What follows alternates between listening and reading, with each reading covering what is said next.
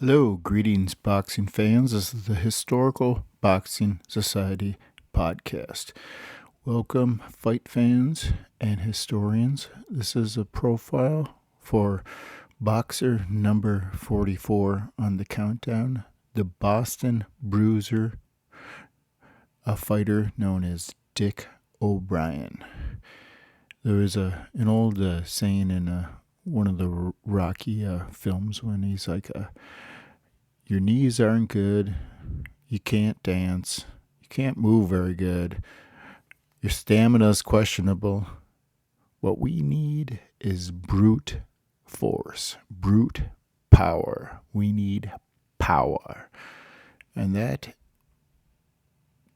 adequately describes the Boston fighter, Dick O Brien.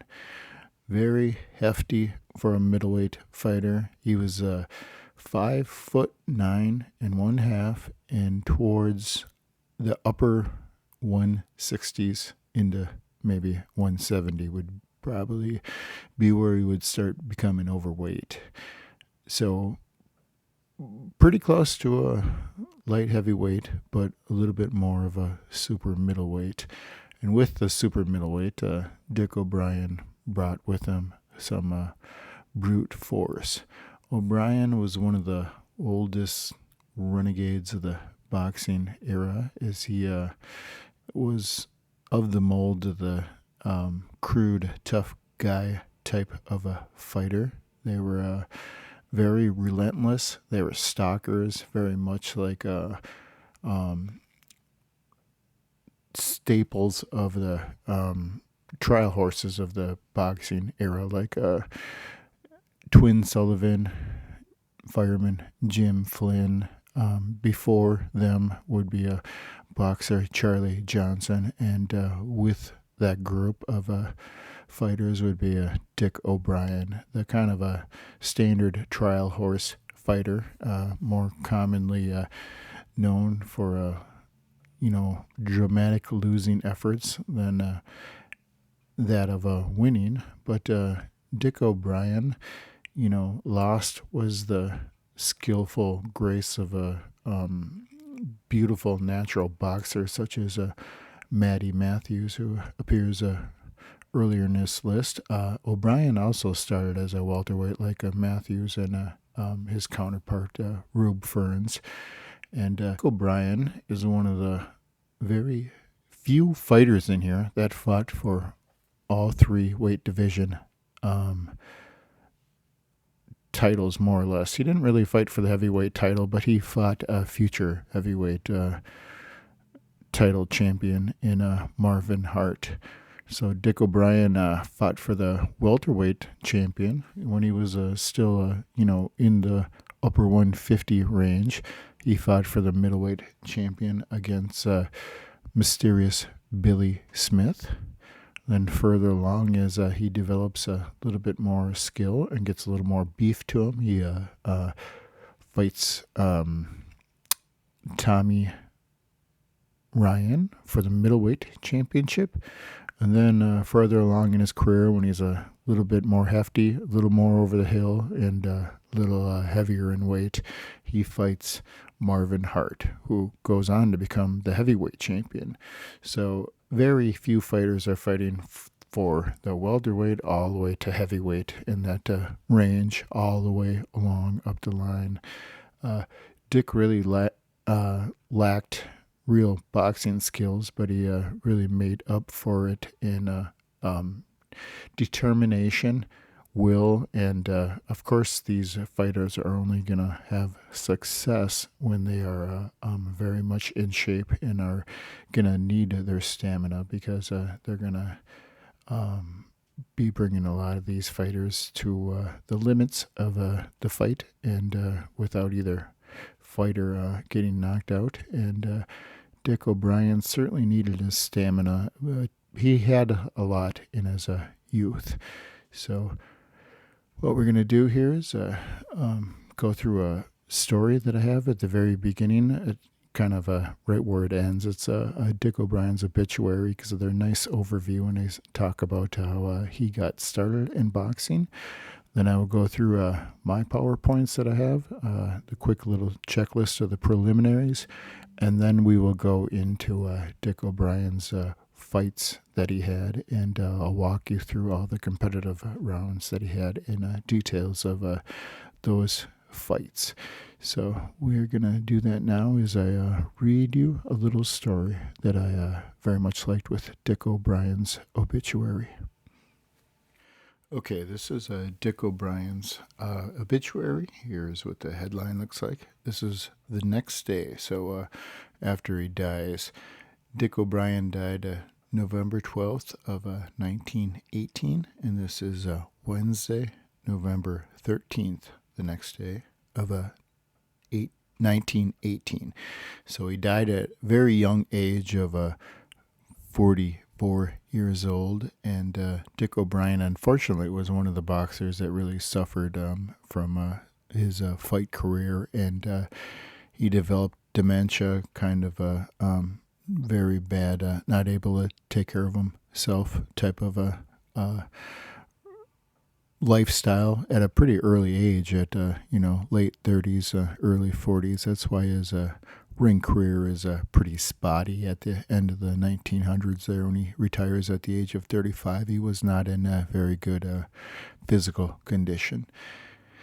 And this story is gonna take you around about how Dick O Brien got discovered, and Professor Knight, who is the one responsible for developing Dick O Brien, and it'll give you a very good overview of how he got started. I really liked this article. Dick O Brien, one-time welterweight champion of the world and the greatest fighter that a Pine Trees state ever produced, died in his home of Lewiston yesterday at the age of 43. Death was due to a crippling paralysis of which he had been suffered for the past several years. His death means the passing of a mighty clever man, clever with his fist in his younger days, when he met and defeated many of the well-known pugilists of a scores of years ago. He met his first defeat at the hands of the great Joe Walcott in Boston, and one of the greatest victories was his defeat of the coffee cooler, who held the Championship of England, known as Frank Craigs, and who O'Brien went to England to meet. He won easily. To Portland followers of the fistic sport, Dick O Brien was well known for during his early days. He had played several engagements in this city. About 20 years ago, he sparred for 6 rounds with Johnny Barry in the old Portland Theater here, and he faced many others in the days following. He had sparred with Mike Barry, now of South Portland, and a well-known fight fan in days gone by. The late Thomas O'Neill in this city in Lewiston saw O'Brien's possibilities as a fighter when he was a mere lad, and for some time was his sponsor and manager. Dick O Brien had a dandy punch. He was a big-hearted and whole-souled, was wonderfully clever, quick as a flash, and he had deadly punch. When he was in his prime, his powers of endurance were never exhausted. He could give and take longer than any opponent he ever met up to the time he fought Joe Walcott in Boston. Walcott scored the first defeat in the Lewiston boy's career, who had become overconfident in his own ability and was not in proper shape when he entered that ring that night to meet the Barbados demon Joe Walcott. Dick was so confident that he could best Walcott that he didn't even bother to train down. He expected to get him easily and was not prepared for the reception he got. While that was Dick's first defeat, he won many ring battles afterwards and was counted among the best in the country. O'Brien was the son of the late James J. O'Brien and Mrs. Mary O'Brien. He was born in this city and was a husky, good-natured lad. He took to fighting as a duck takes to water. It is said he never took a boxing lesson in his life, he just picked it up. In his boyhood days, O'Brien used to regular visit the boxing school conducted by John Knight of Auburn. He would take on any of Mr. Knight's pupils and give them a tryout.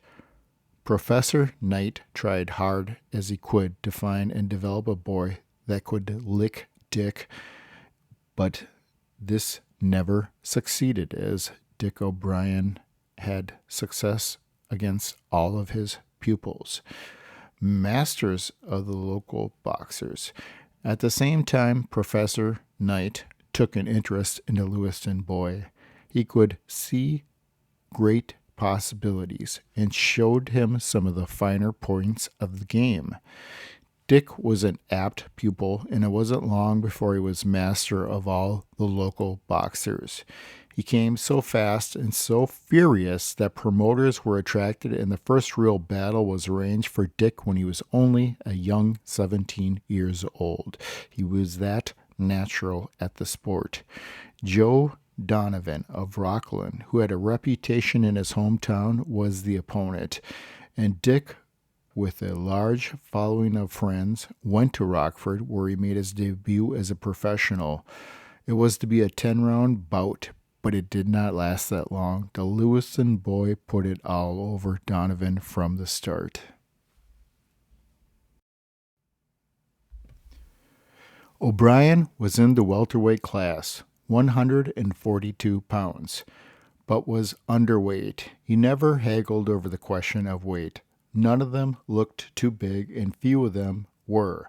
He fought in all the big cities, defeating such men as McGee, Flattery, Tommy Ryan, McManus, Billy Smith, Doc Payne, Kid McCoy, Dan Creedon of Australia, Jack Twin Sullivan, Sandy Ferguson, and others. He fought every one of those. He met all comers until he was admitted to hold the welterweight championship of the world. Then he went across the water to meet the coffee cooler known as Frank Craig, who held the championship of England. O'Brien won easily. His achievements in the ring attracted worldwide attention among pugilists and sports promoters. He had many flattering offers and won some big purses. He was at his height of his career when he met Joe Walcott in Boston. He looked upon Walcott as an easy money and did not properly train for him in the battle. He was no condition to fight when he entered the ring that night. Well, Walcott was in his prime form and never fought better in his life. Joe was out to beat the Lewiston boy, and he did.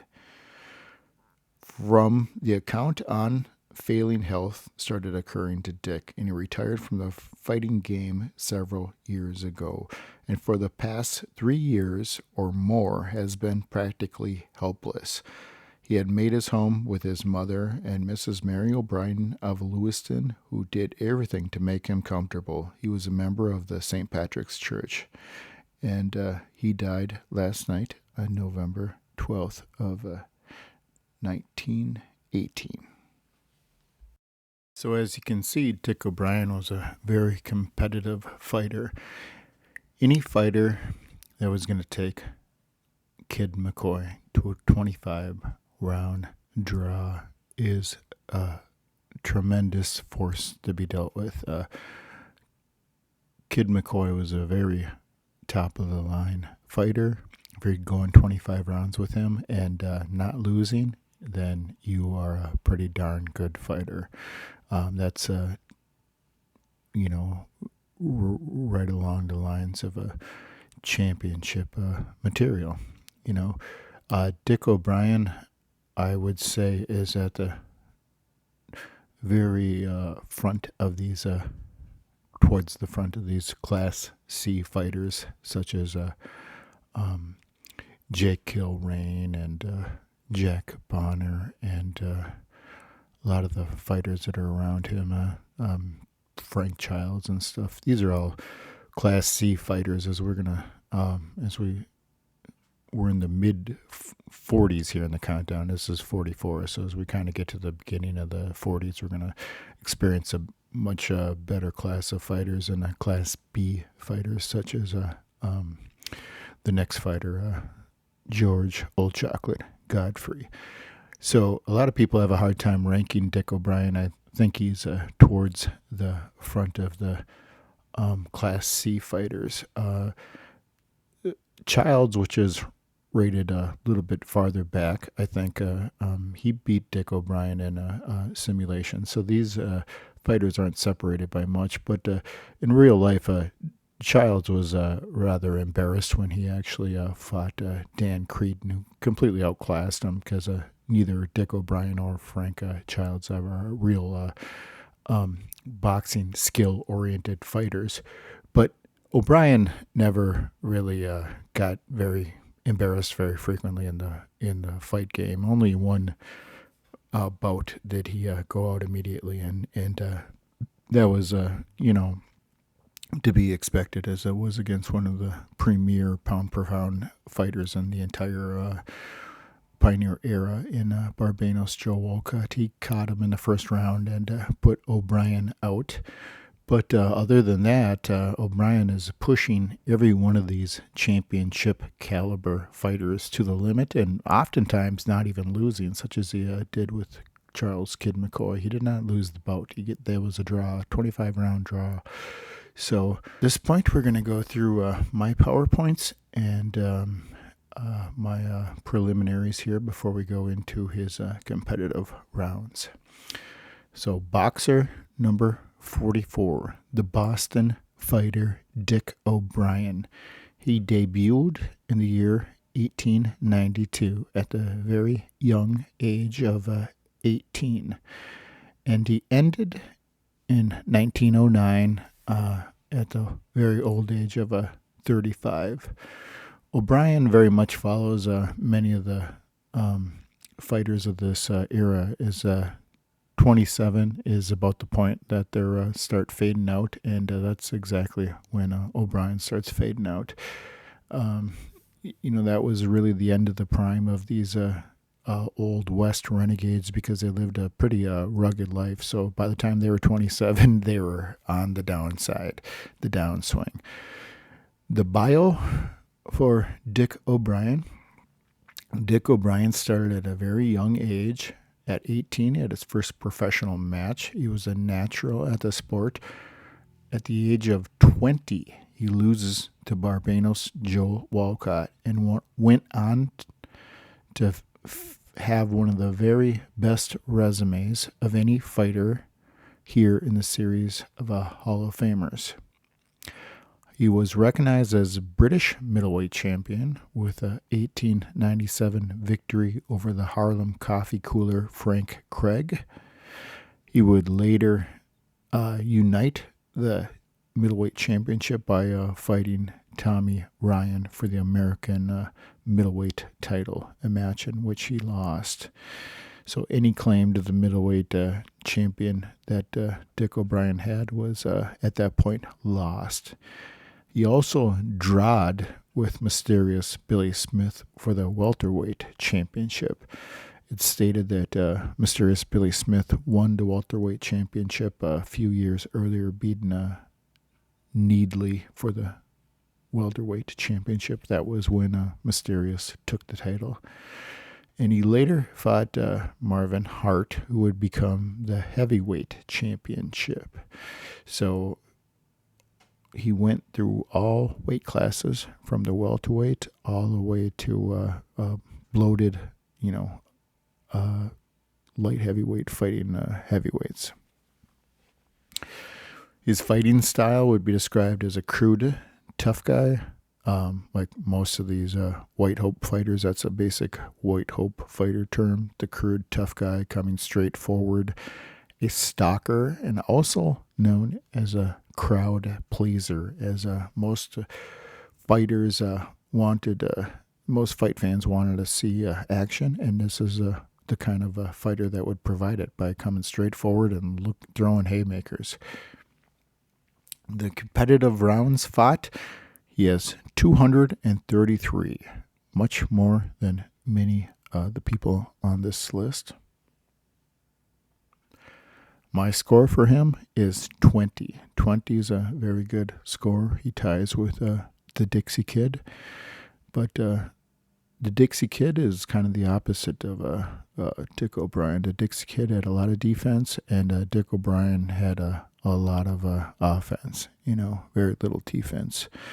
But O'Brien is far more competitive rounds fought. So that would be indicating that O'Brien had far less success than Dixie Kid, which,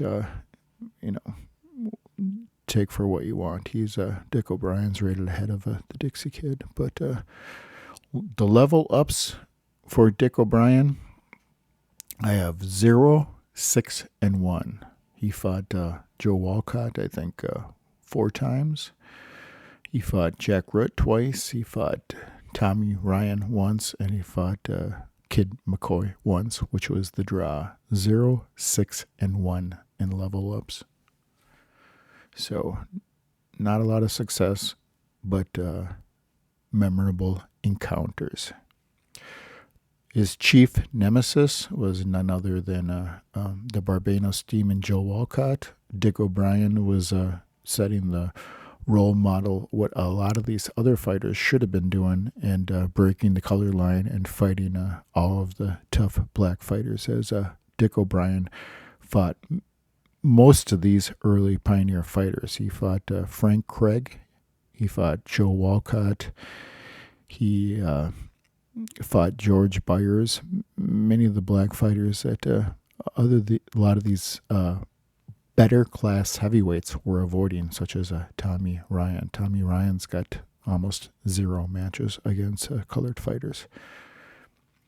The greatest achievement, his greatest achievement is very easy. That would be staying 25 rounds with Kid McCoy, which is a phenomenal achievement. Very few fighters in this pioneer era could pull that off, and Dick O'Brien did it. He did not lose the match, and you go 25 rounds with Kid McCoy, you're a pretty good fighter. The biggest miss of his career, without any doubt, not facing Tom Sharkey. They should have fought. They were born in the same year of 1873, and it would be a great no-holds slugfest between Sharkey and O'Brien, as they were both tough-nosed with the exact same makeup as each other. So I would almost guarantee there would be multiple knockdowns on both sides if they fought. That would be my guess. Exactly how the Jimmy Handler match went, who was very much like Tom Sharkey. He was almost matched with Philadelphia Jack O'Brien later in his career. That almost happened. And O'Brien versus Frank Childs would also have been another great matchup. He did, as I mentioned, lose to Frank Childs in simulation in their first matchup, but both of these fighters are crude, tough guys, and Childs and O'Brien would be a fantastic match. It would be very crowd-pleasing. So next we're going to look at the simulation and results and the rankings. So these are fighters that Dick O'Brien could possibly be capable of beating at his very best. And this is what simulation is showing you exactly what he's capable of. Okay, in simulation, Dick O'Brien had a 15-round split decision win over George Cole. He also had a 15-round split decision win over George Godfrey. He had a 15-round draw with Nonpareil Jack Dempsey, a 15-round win over Jake Kilrain, a 6-round KO over nonpareil Jack Dempsey in the second match, 15-round win over boxer Hank Griffin, 15-round win over Kid McCoy, a 15-round win over Jack O Brien in a 15 split decision round win over James Corbett. So O'Brien is got the capability of defeating many of these boxers that are just immediately right in front of him. As O'Brien is very closely matched with the boxers right around him in simulation. He had a draw, as I stated, with the fighter previous, nonpareil Jack Dempsey, and he was capable of beating the very next fighter after him in Old Chocolate George Godfrey, who I will do next. Have a profile on him. And most of those fighters right in that neck of the rankings, he is very competitive against. So you might be wondering how he did against his comparison of Tom Sharkey. Sharkey was able to beat Dick O'Brien in a 15-round bout. Sharkey was just a little bit beefier and maybe a little bit more talented than Dick, but they were very comparable fighters. And finally here, we're going to do the boxers born around him. I'm going to go right down to master list here of the birth years, master log. In the year 1870, Hank Griffin. 1870, Tommy West. 1870, Tommy Ryan. 1871, Mysterious Billy Smith. 1871, Charlie Johnson. 1872, Gus Rulin. 1872, Owen Ziegler. 1872, Harry Peppers. 1872, George Byers. 1872, Charles McCoy. 1873, George Elbows McFadden. 1873, Dick O Brien. 1883, Barbanos Joe Walcott. 1873, Matty Matthews. 1873, Rube Ferns. 1873, Tom Sharkey. They were all of the 1873 class.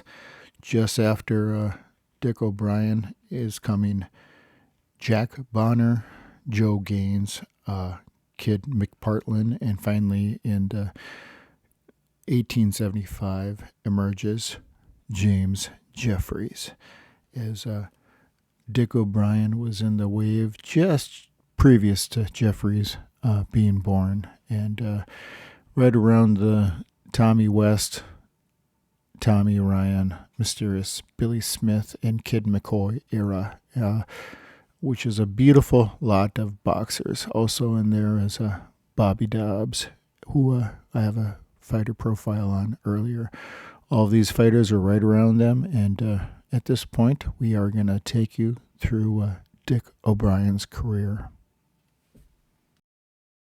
So before we start going through Dick O'Brien's competitive rounds fought, I wanted to show you a picture of Dick O'Brien's famous sports brother, as you probably wanted to know how similar they looked. So this is a picture of his older brother, Johnny O Brien, and then we show a picture of the younger brother, Dick O'Brien. And those were the O'Brien brothers. As I stated, Dick O'Brien, born 11/21, 1873. He made his debut in 1892 at the young age of 18. His first competitive rounds fought was the very next year. He fights in 1893, a 4-round bout with Tommy West, who is 2 years older. And I have a newspaper win for Dick O'Brien against Tommy West in 4 rounds. They really didn't have a very full, complete match, but O'Brien is showing having the better of Tommy West. And this match is not on Boxing Rec website, but it happened, and it's in the newspapers. and there's some information missing on Boxing Rec. But 1893, he does face Tommy West. Dick O'Brien's first competitive rounds match, as I stated, was Tommy West, July 1893. The fight notes are West down in round 1 and bloodied. So that was a 4-round bout. It's not in the Boxing Rec library there, but the fight happened. And considering that Tommy West went down in round 1, he certainly lost the 4-round battle with Dick O'Brien. O'Brien's next competitive rounds match was roughly a year later. This features 20-year-old Dick O'Brien versus 21-year-old Barbados Joe Walcott. This is Dick O'Brien's first loss. And these are the fight notes. Dick O'Brien, jaw, eyes, and body showing well the awful telling blows from the Negro. Walcott did not bear a mark, but his body will surely be sore for days from O'Brien's telling blows. Round 2, O'Brien brings the first blood of the match with blood on Walcott's nose. Round 3, O'Brien snapped Walcott's head back and was hugging anxiously, waiting to go to his corner. That was Joe Walcott anxiously waiting to go to his corner. So O'Brien's taken the first beginning rounds. Round 4, Walcott started the claret flowing on O'Brien's nose. Terrific body blows, and O'Brien was weak and fell to his knees at one point. Round 5. Much to Walcott's surprise, O'Brien was not discouraged whatsoever. He continued to stalk him around the ring like a Roman gladiator. It was one of the grandest exhibitions of slugging ring-goers ever seen. Vicious fighting throughout the round. Blood was flying multiple rows back as the two combatants battled in the center of the ring, blow for blow. No quit in either man. Round 7. Walcott forced O'Brien all over the ring at this point. O'Brien's face was badly discolored, while both eyes were swelling rapidly as he appeared in trouble. Round 8. Walcott made a desperate effort to finish matters. He could not do it, and he came as the round came to an end, with Walcott fighting wickedly. Throughout the round, he chased O'Brien around the ring, but was unable to get a blow that would drop the Lewiston man. Round 9. This was all O'Brien's round, as he pushed Walcott around the ring. In all O'Brien's was the multitude told him that he was still their choice. O'Brien was punishing Walcott throughout the round. Walcott had exhausted himself the previous round trying to finish off O'Brien instead of conserving his energy, and it cost him. Round 10. O'Brien slipped. Dick did not seem himself as Walcott hit when and where he pleased. Round 10 closed with O'Brien looked anything but well as he stepped out of his corner for round 12.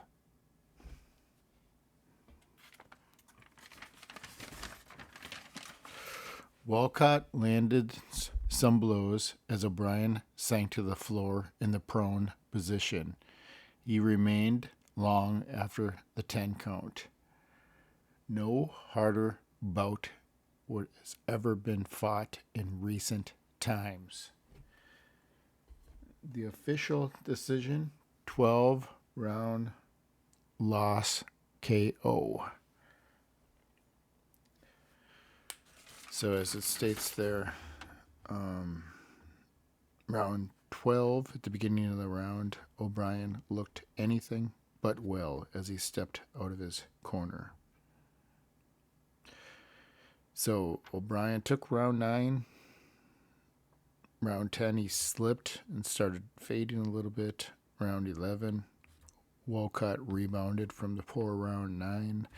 And round 12, he had O'Brien's number at that time.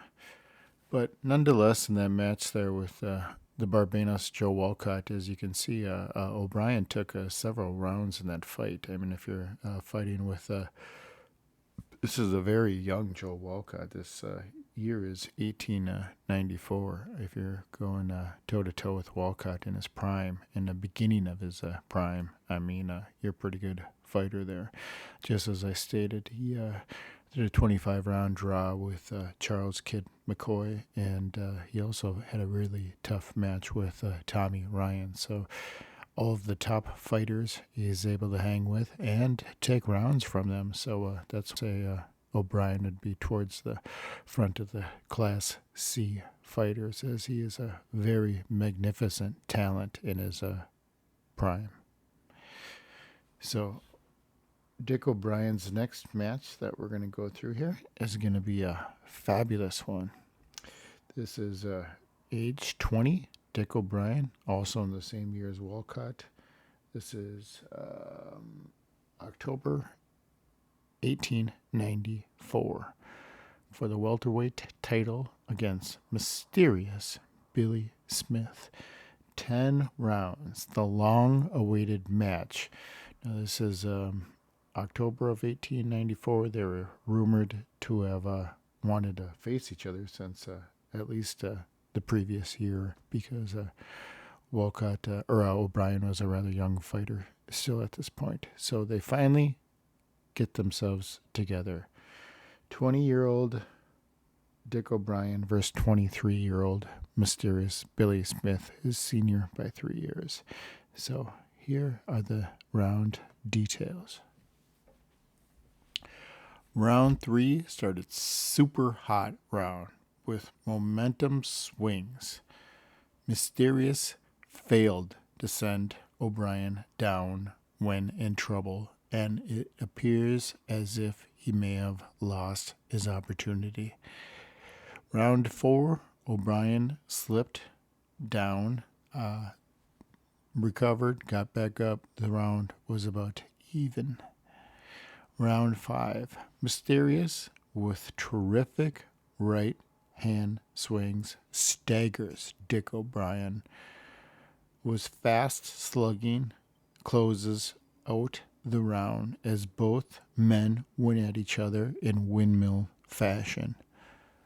Round 6, both were eager, and infighting of a furious order was indulged in, as both landed terrific blows on each other's chin as they stood in the center of the ring with neither man moving backwards. Round 7. At this point, it was a very close round. Smith landed a swinging right which almost knocked down Dick O'Brien, certainly staggered him. Round 8, a heavy swing were hurting Dick O'Brien. O'Brien was going to pieces rather rapidly. Round 9, O'Brien missed a lead and Mysterious countered, scored a clean knockdown with Dick O'Brien going down. But of course, as he always does, Dick O'Brien gets up again. Smith fought like a tiger, sending O'Brien down again. Dick O Brien, dazed and groggy. The round ended completely in favor of Billy Smith as the bell saved Dick O Brien in round 9. Round 10. Of all the oddities and strange things that could happen, it was Dick O Brien that was forcing the fighting at this point. Clinches were frequent, considerable roughhouse work. Both were strong and eager when the round ended. A bout in which Dick O Brien clearly lost. So that is a perfect explanation of the absolute regenerative powers of Dick O Brien. Round 9, O'Brien's down twice, completely dazed and groggy, and manages to come out the very next round after 1 minute and forces the fighting. I mean, that's a rather odd thing to happen. I mean, he was a little bit as if Bob Fitzsimmons' recuperative powers. That's a pretty amazing achievement against outstanding champion fighter and mysterious Billy Smith.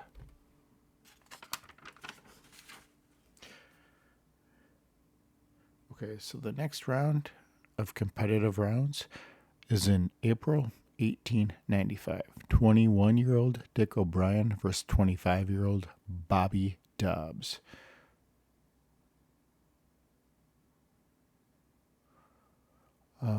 I guess this is fought for heavyweight of New England.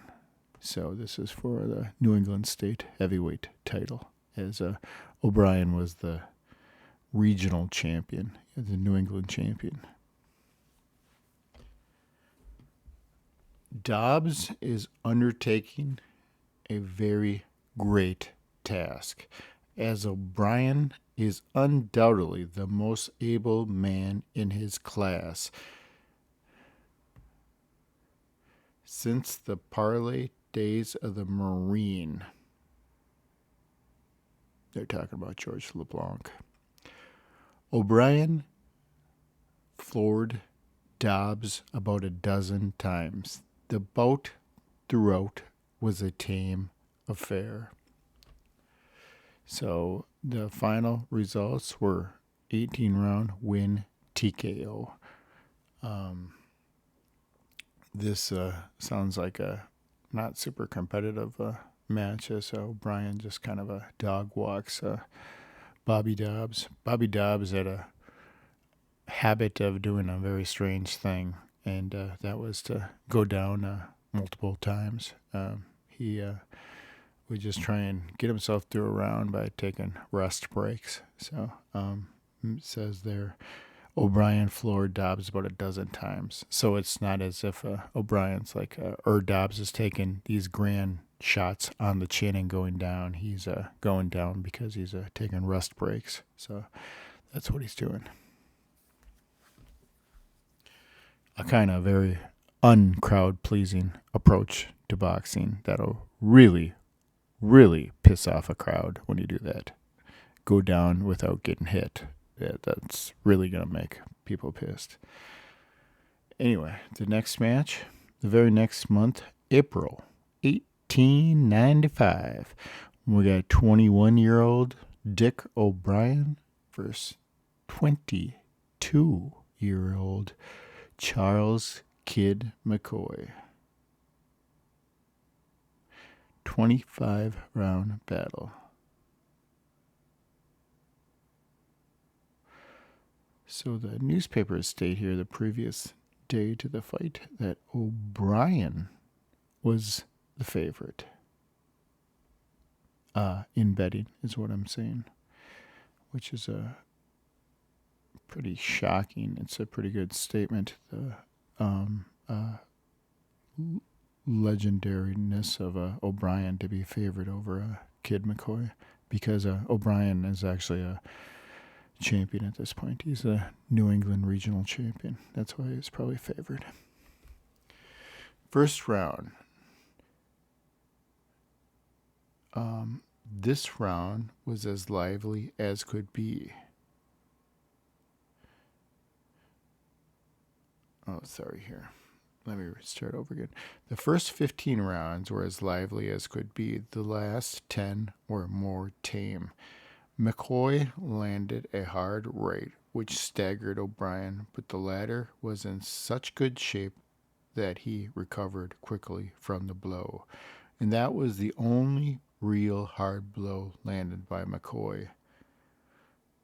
Weight was a big factor in O'Brien's favor, as he was a very hefty middleweight. The fight notes. Round 4, at the end of the fourth, it was evident O'Brien was outclassed in science.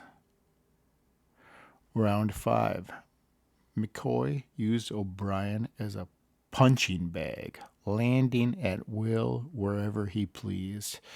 He landed across O'Brien's nose, across his ribs, across his face, and across his jaw.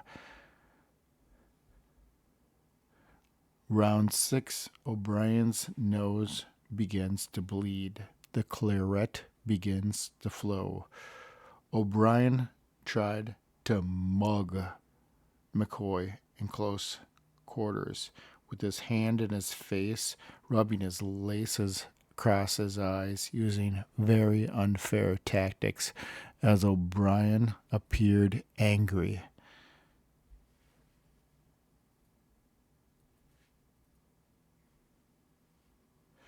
Round 8, O'Brien does wild swings, chasing McCoy around the ring, but is unable to catch the elusive Kid McCoy.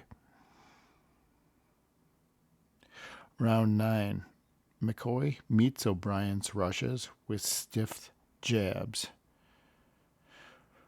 Round 10, 11, 12. The rounds are about even. McCoy was very slippery, and O'Brien was unable to land big hand rights as he continued to stalk McCoy. McCoy got in a hard right. This is round 12. McCoy got in a hard right, dazed O'Brien. McCoy took no chances at this point and was very careful, playing for a draw.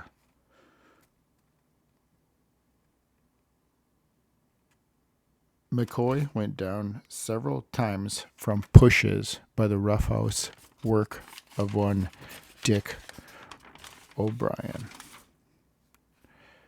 So that was a match that is stating there in the notes that Kid McCoy played for the draw, and the results of the match was a 25-round draw with Kid McCoy. In all actuality, the winning fighter there would surely be McCoy, as it states in the article there that O'Brien was outclassed scientifically by a large margin, which is to be expected. Okay, so our next match is Walcott number 2. So McCoy was in May. This is in, let's see here. Looks like I got here July 1895. Barbados Joe Walcott, 1 round loss, TKO. It says, let's see what we got. Some notes here before the match happens. So this is during the summer of 1895. O'Brien challenges Dan Creedon. Right in the middle of the summer. And this is a match with Walcott. The men fought like tigers. O'Brien landed heavily on Walcott's face. Walcott landed a telling blow on O'Brien, and down he went. He recovered quickly, and both men were at it again, hammer and tong style. Walcott found an opening and floored O'Brien, who recovered on his feet yet once again, and planted a left in the heart and a right on the jaw of Dick O'Brien, and he fell to the floor for the third time. The bell rang. At the start of the second round, O'Brien was unable to continue. O'Brien looked in no shape to continue, is what the newspaper states. So first round, loss via TKO. But as I read there, Walcott did not actually knock O'Brien out. O'Brien had a steel jaw. O'Brien quit on the stool in between rounds there. So he got up from each one of Walcott's knockdowns. But that did, in fact, take the dear life out of him. So, okay, on to the next match.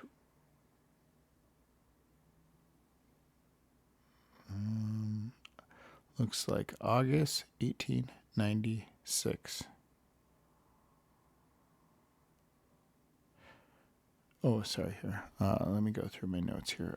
July 1895 was the Walcott bout. October 1895, Dick O Brien made a match with Tommy Ryan coming up. August 1896, Dick O Brien wanted yet again another piece of Walcott. The results of this is 22-year-old Dick O Brien versus 23-year-old Joe Walcott. A tame bout. Walcott was superior, but Dick O Brien improved in the last two rounds. Walcott had O'Brien bleeding. 6-round loss. Now finally, as I stated, Dick O Brien challenged Dan Creedon, and here we go. This is 23-year-old Dick O Brien versus 28-year-old Dan Creedon. December 1896. A very fast bout. The first rounds were back and forth action. O'Brien seemed to be unfazed by Creedon's power. At the end of the 8th, both men were appearing very tired. Creedon kept up a constant slugging with both hands. O'Brien was unable to defend himself, and time was called. In the 8th round, Dan Creedon's nose was bleeding. So, seems like a very fast bout, back and forth action, and O'Brien was unable to defend himself, and time was called. So 9-round loss via TKO to Dan Creedon is the Australians again get the best of the Americans as the invasion is in full force as Australian against the American fighters. Score 1 for the Australians.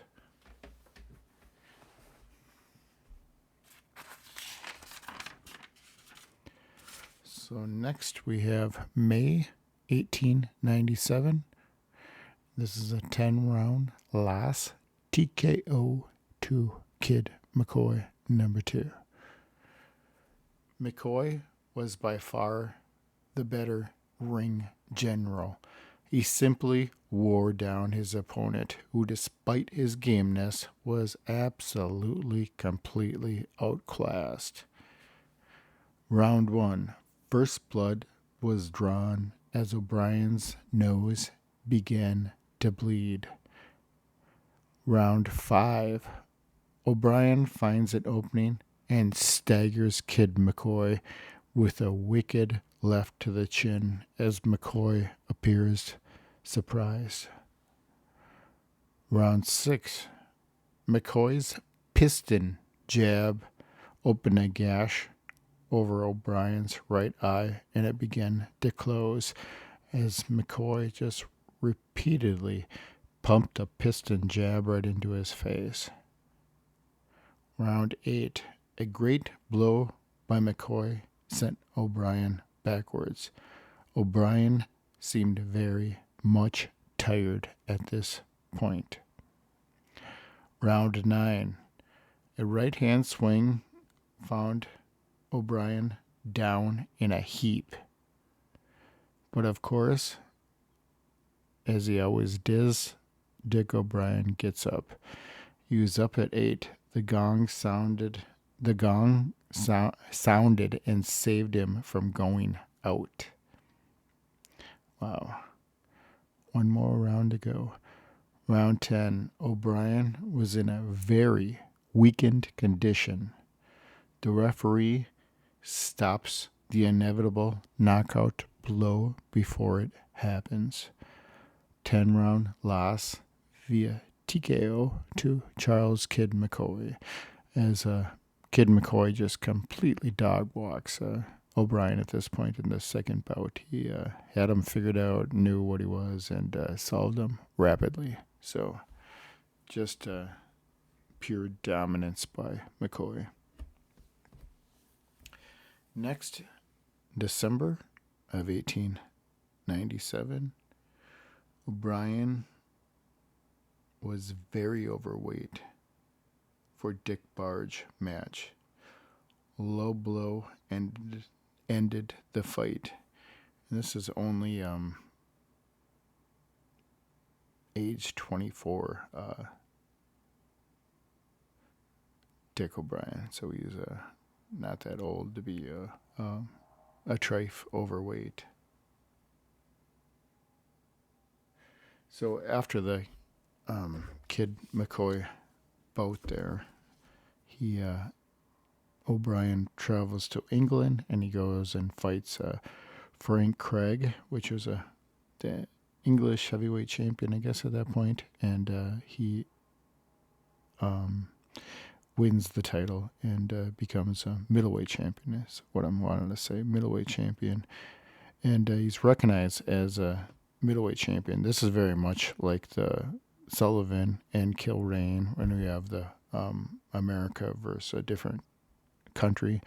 This is the American Dick O'Brien representing and the English Frank Craig representing. So the Intercontinental title match there, and O'Brien wins that match, and it's one of his biggest wins with a 2-round KO over Frank Craig. Frank Craig was no one particularly special, Class D fighter, but he had some ability, and just as can be expected, O'Brien completely dog-walked him and sent him out rather quickly.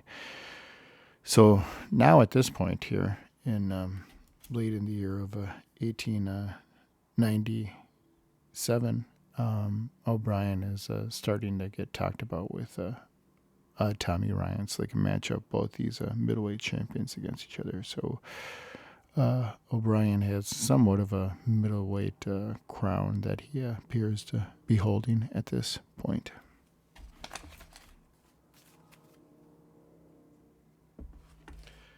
So the following year we are in May of 1898, and this is the match with Jack Bonner, which is going to be absolutely fabulous. Jack Bonner and Dick O'Brien, pretty similar fighters, very hard-nosed, gritty, determined, long-lasting fighters with above-average power. This should be a fabulous bout here. Bonner had an advantage in height and weight. Bonner almost had O'Brien out in the 10th round. He was whipped, but O'Brien got back Bonner, and he looked very weakened from his efforts. The sheriff stops the bout at the end of the 10th round. Then the bout resumes after a long interaction between the crowd and the sheriff. They re-pick up the match, and 5 team rounds follow. They were bleeding like stuck pigs and reeling like drunken sailors. The sheriff had seen enough, and he stops the match as blood is covered multiple people in ringside. And he wanted the slaughter to stop, but the crowd was furious. They wanted more. They wanted more blood. They wanted more gore. They wanted the fight to end with even a death. The crowd violently disparaged the sheriff not to stop the match. So the sheriff obliges, and the bout continues, and the results are 5 team rounds as both fighters are dramatically injured, bleeding from both eyes, swelled faces, and after such a long hiatus, they didn't really want to beat on each other anymore. So the final result is a 15-round draw with at least a 5-minute break between the middle of the 10th and the 11th round. So the notes for the match from the newspapers being read is about even. So neither one really had the advantage here, but it was a bloody, brutal affair with both men getting tremendous punishment, just exactly how you would envision a Dick O Brien versus Jack Bonner match going. So now finally, that was May 1898. Let's see here. July 1898. There's some notes here. O'Brien is ill and forced to give up pugilism for a while.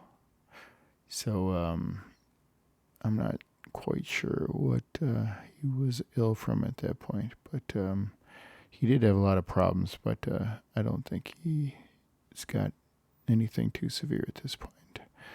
So this is 25-year-old Dick O Brien versus 28-year-old Tommy Ryan for the undisputed world middleweight crown.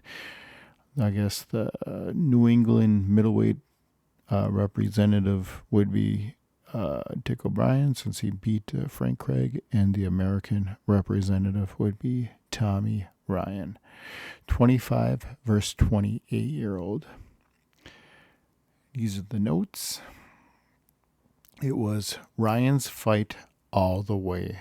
He wore O'Brien down and had him bleeding at the nose and the mouth and the eye.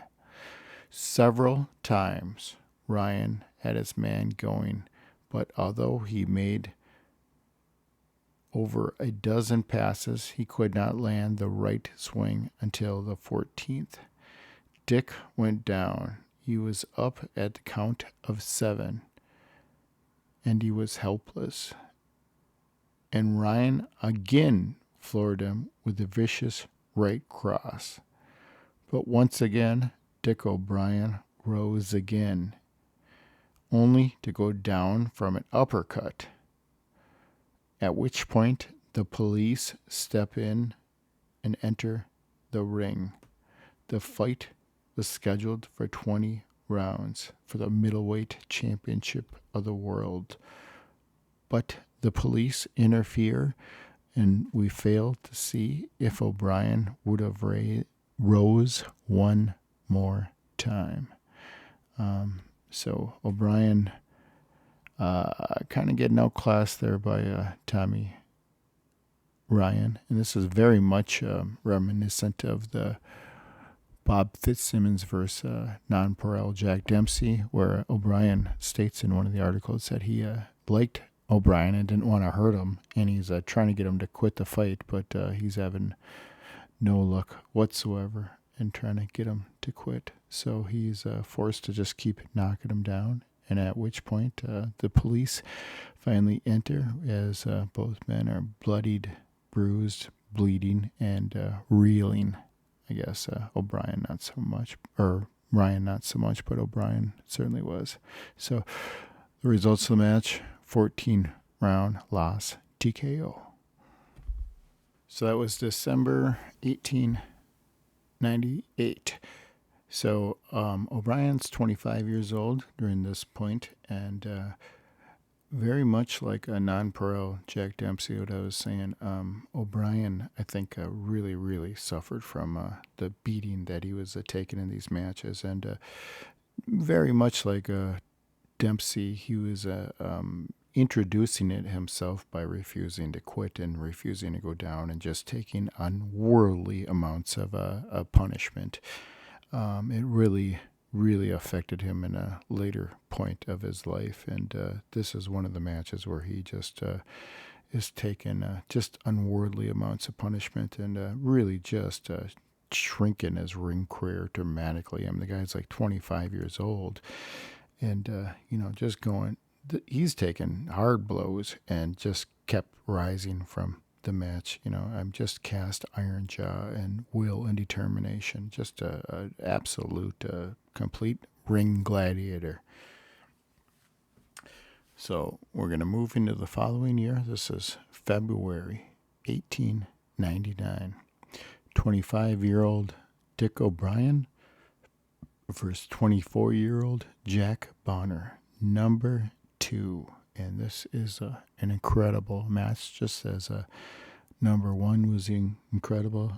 These two are perfectly matched against each other as two upper echelon Class C trial horse era fighters.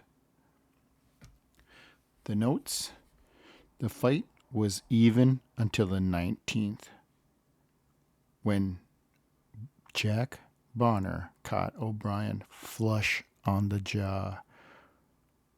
O'Brien got up and fell over again from a blow. Police entered the ring. Bonner's left eye was nearly closed. Jack Bonner's left eye was nearly closed. O'Brien had but a few marks on him when he lost the match. The ring seconds left in the round, and O'Brien would not have been knocked out. Only one round left. A bad move made by the police. So let me try and decipher what I'm reading here. These are my notes here. The seconds entered in the middle of the round, and it would not have been knocked out. There's only one round left. Okay, so it sounds like the police enter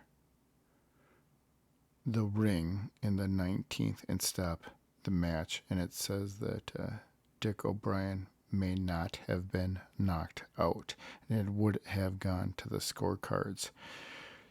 Okay, so they're saying this 19th round loss via TKO was because O'Brien went down, but he was able to get up and the police entered the ring. So it's given him a loss via TKO, but he was on his feet when the police entered the ring. So he was able to continue. And there was only one round left for it to go to the scorecards and get a proper decision. So this was a bad move made by the police. So those are my ring notes. Okay, so this is May 1899. Joe Walcott, number 4. Boy, O'Brien just wants a whole bunch of punishment. He's go after Walcott one more time. All right, here are the ring notes. Walcott showed his superiority in every respect. And it was only O'Brien's wonderful capacity to take punishment that saved him. It was a fierce fight from the start, but failed to stir the crowd due to its being so uneven, as Barbados Joe Walcott completely dominated the match. 14-round loss KO, as Walcott once again is the only guy around that's able to actually get a clean KO on O'Brien, as most of these losses via TKO are without him he's getting up on all these TKOs. And Walcott twice now has got an actual KO on him. He's the only guy doing it. Okay, this is, let's see here.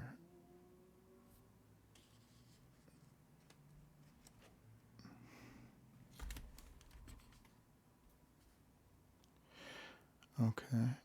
December 1899, George Byers. The first one, a 10-round draw. So there was no further information I could find in the newspapers on this particular match.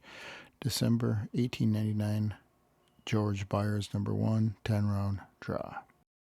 So if George Byers and Dick O Brien won wasn't very eventful, the following match would indeed be eventful, as produced a much better fight. This features 26-year-old Dick O Brien versus 27-year-old George Byers.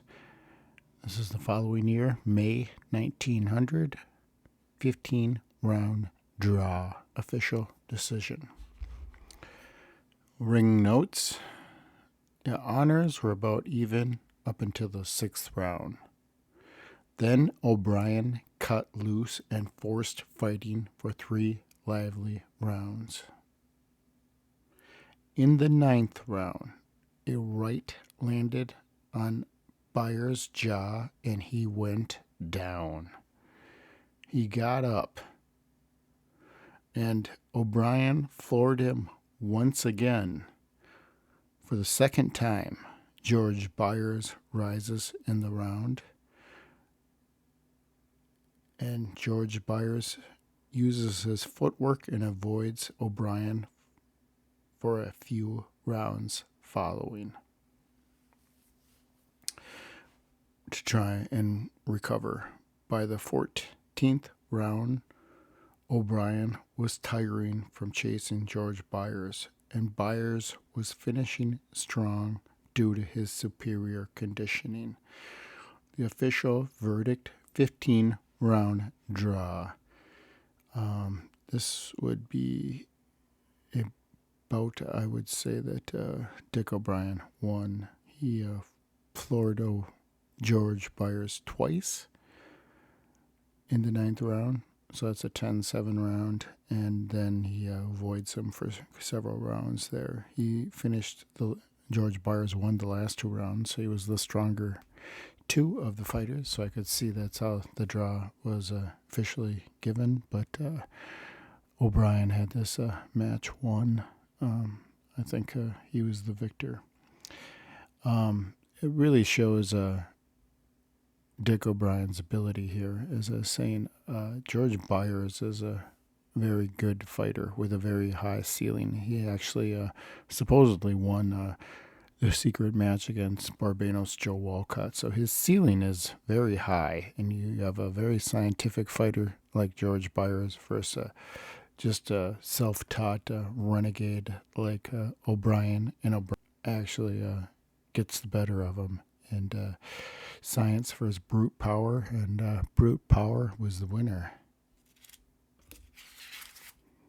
So next we have here, this is in July of the same year, 1900, His competitive rounds match features 26-year-old Dick O Brien versus 24-year-old Jack Root. Jack Root, the legendary light heavyweight. These are the fight notes. O'Brien was in poor condition, or the results would have been different.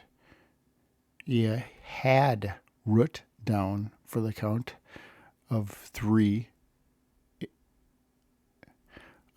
He had Root down for the count 3 times in the second round. Wow, that's incredible. Root rallied quickly and came up pretty good shape for the next round. O'Brien tried hard to end his young opponent, but in his eagerness to gain a knockout, he left himself open and was sent down for the count himself, just as the round ended. O'Brien never faltered. He kept boring in to the body, with Jack clinching to avoid punishment. Near round's end, Root knocked off of balance, and O'Brien sent him through the ropes in round 4. He got back in time, and a fierce mix-up ended the round in the center of the ring. That was round 4. Round 5 and 6, Root got his jab going and smothered Dick O'Brien with jabs. Round 6, towards round's end, Root went down from a hard swing. He jumped up quickly and had the best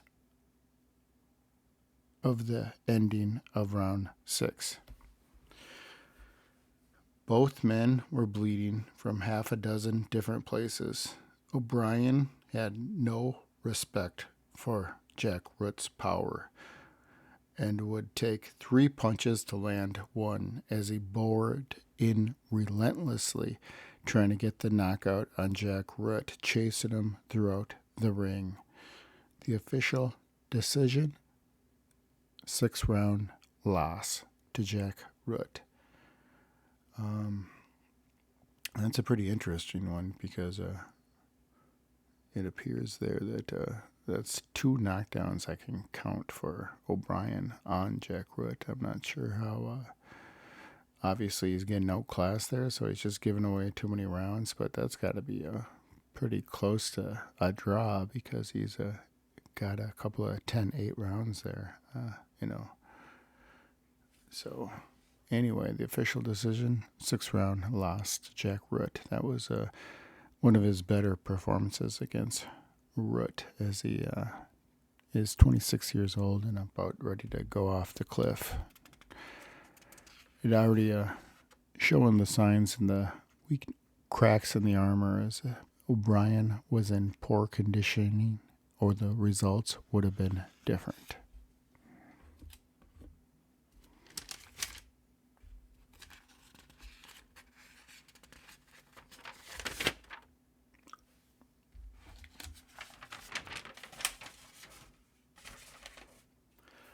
Okay, so October 1900, Jack Root number 2. These are the fight notes. The first round was all Root's as he jabbed O'Brien all over the ring. Root was working his left and into the face and stomach with sickening regularity, and O'Brien wobbled when he took his corner. After 35 seconds of the next round, the fight, Root landed a straight left, and they carried O'Brien to his corner, and he was out for 10 minutes before he regained consciousness. The official verdict, 3-round loss, KO. So Jack Root joins the Joe Walcott Club as the only guy to actually knock him out. This was a pretty dramatic knockout, as it takes 10 minutes before he regains consciousness. So again, he's going to pay dearly for this in his later life, as he really suffers from some brain trauma.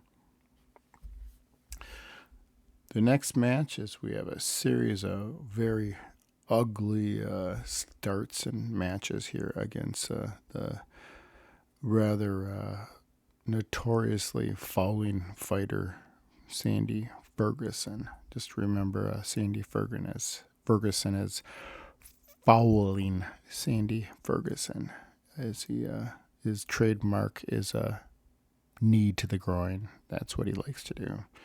If you're kicking his ass, he's gonna knee you right in the nuts. Fight notes. This is December 1900. The men felt each other out for 3 rounds. In the 4th round, Ferguson started wrestling, in which O'Brien enjoyed, and he overpowered him and was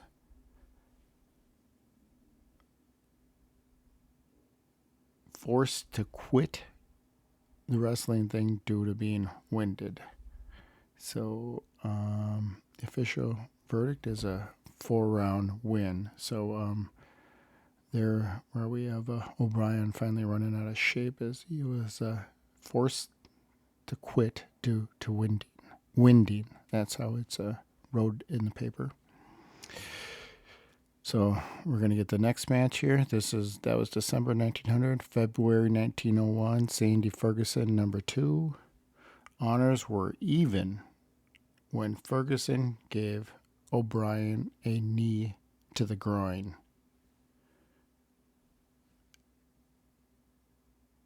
Sandy was good throughout the match, but he lost. So on Boxing Rec, this actually has the wrong result. It says a 4-round win DKO for Sandy Ferguson, and it's actually a 4-round win DQ for Dick O Brien, as Sandy Ferguson gave O'Brien a knee to the groin and was DQ'd. So, April 1902. This is a whole more than a year past the Sandy Ferguson number 2. So O'Brien is taking a lot of fights there that are not against competitive rounds. They're not against top competition.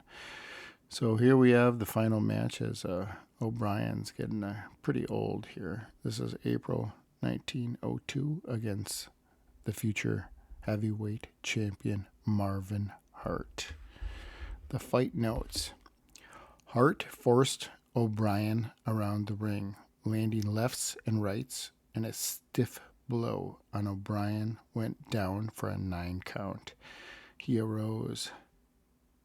So groggy, Sather could barely force them apart. Hart also seemed exhausted from his efforts. Hart rushed and landed a solar plex shot, and O'Brien was counted out. The official decision, 3-round loss, KO.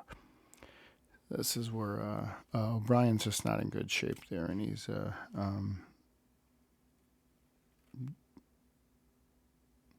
just having a hard time there with his bad conditioning. Here we have May 1902, Dan Creedon, number 2. They actually fight again, which is amazing. This is the original match was December 1896. This is May 1902. Dan Creedon, number 2. Creedon went at O'Brien at a fast pace. Then in the first round, Creedon landed several times on O'Brien's head, but the blows had little effect as O'Brien charged relentlessly at Creedon. O'Brien knocked Creedon down. He rose at the count of 8. He was very groggy, and his seconds threw in the sponge. Official verdict, 2-round win TKO for the one and only Dick O Brien as he exacts a little bit of revenge on the Australian Dan Creedon. Great victory late in his career for Dick O Brien there. Now we're going to get one last grasp of magic here for Dick O Brien. This is 28-year-old Dick O Brien versus 30-year-old George Byers. This is number 3, October 1902. As good of fighting that had ever been seen here. The 9th round was one of the hottest actions ever seen in the palace. O'Brien knocked against the ropes once, but in return delivered a right and a left swing which staggered George Byers immediately. The way in which the clever Byers got out of the way of the vicious swings was a revelation in science nature. There was no doubt Byers outpointed Dick O Brien, but was the only decision possible was as O'Brien took so many rounds. So the official verdict, 10-round draw. This appears pretty even, but it does state in there that O'Brien took many rounds. So a draw seems pretty fair there. But both of those George Byers matches are pretty fabulous as the two are just going at it. So finally we get here a very interesting match here. Coming up next here, we have George Byers in October. The following month, we got November 1902. Dick O Brien versus the future trial horse, Jack Twin Sullivan. I mean, what a classic matchup of fighters. Both of these guys were the absolute trial horses for their time period. Twin Sullivan was a fabulous trial horse. Very good. These are the fight notes. Twin did all the leading and forced O'Brien on defense, but failed to land a blow that would send O'Brien down. The 4th round, O'Brien had Sully going as he clinched to avoid a knockout. So, Dick O Brien at least almost got a knockout in 1 round there. The official verdict is a 10-round draw. It sounds like a match in which Dick O Brien definitely lost to Twin Sullivan. It says Twin Sullivan forced O'Brien all around the ring and forced him on a defensive. So he's likely losing that match. Right at this point in November 1902, they propose Dick O Brien versus Jack O Brien bout. So that would be in about December 1902 if they were to have fought. That was talked about in the paper there. And also, Dick O Brien versus Tommy West is mentioned. They certainly should have fought again. That's how Dick O Brien started his career as an 18-year-old. They should have fought again, Tommy West and Dick O Brien. Finally, we're getting towards the end here. We have 2 matches left with fallen Sandy Ferguson. This features 29-year-old, definitely past his prime, Dick O Brien versus the young 23-year-old legitimate heavyweight in Sandy Ferguson. Ferguson was far over 200 pounds. Sandy Ferguson landed a right-hand swing on the jaw and out went Dick O Brien. The first 3 rounds were even. O'Brien overcommitted on a punch and left himself open, and Sandy Ferguson capitalized with a straight left. Down went O'Brien, and he was unable to get up. Loss KO in round 4 is the official verdict. And finally, we have the final one, April 1903, the following month, Sandy Ferguson, number 4. O'Brien was about 170 pounds, a light heavyweight, and Ferguson was a full-fledged heavyweight. One of the best contests of the year. So it's pretty fitting that O'Brien goes out as one of the best contests of the year in his final match, his swan song. The third round, Ferguson landed a right hook that sent O'Brien to the canvas. O'Brien was very groggy and took punishment gamely as he continued. 3 times he went down with right hands to the jaw, and 3 times O'Brien rose, to the amazement of Sandy Ferguson, as he could not believe himself that O'Brien continued to rise after the knockouts. The 4th round was a repetition of the 3rd round, and O'Brien became a complete chopping block. Some of the spectators called for the referee to stop the slaughter, as O'Brien was bleeding like a stuck pig from multiple incisions all over his face. The 5th round, things were a bit more even. The 6th round, Ferguson landed at will and sent O'Brien through the ropes twice. Twice more, O'Brien crawled into the ring and wanted to continue as a bloody mess, very much in the spirit of a Rocky Balboa. O'Brien was unable to rise at the start of the 7th round, and the decision was rendered. Loss, 6th round, RTD, quit between rounds. That's what RTD means. Ferguson finished the fight fresh.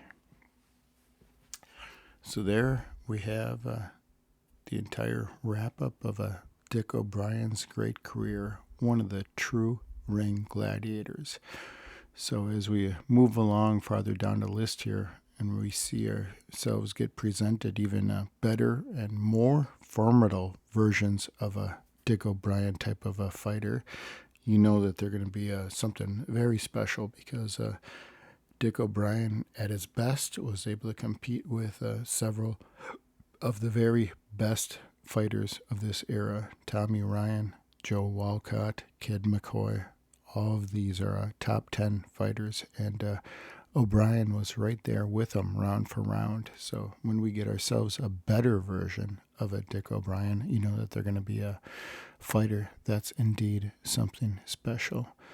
And I hope you enjoyed listening to the career of one of the great forgotten middleweights in history, the bruiser Dick O Brien, the New England regional champion.